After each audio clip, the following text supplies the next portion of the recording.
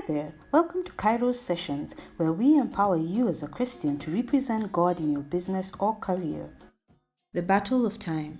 Everything that God desires to do on earth has a time and season. That means that every stage of your business or career has its appointed time and season.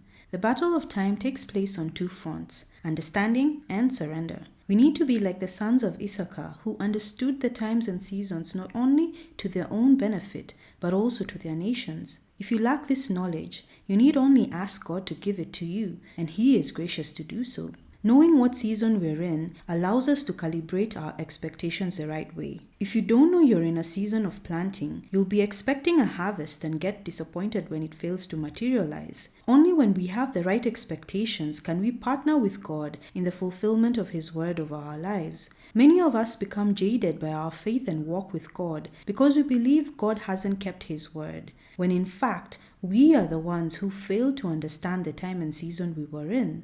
God supplies into our lives based on time and season. If you're in a planting season, He will give you seed because that's what you need. He will give you blueprints for tilling your territory because that's what you need. If you're in a pruning season, He will cut off things that seem good to you but would interfere with your fruitfulness if allowed to stay in your life. When we understand the times we're in as well as what God intends to supply to us during a particular season, our prayers gain clarity and focus. We can contend for breakthroughs in God's name because we are confident that our expectations in Him are not misplaced. Having understood our times and season, we must surrender to God's plans for the same. To surrender is to yield, to give ourselves over to His plans 100%, to submit our desires and longings to His pacing and process. We must learn to be content with the season we're in, not longing for a past that we imagine was better or a future we think will be easier. We must learn to be content in the present, living fully and wholly right where we are, being faithful with the gift of today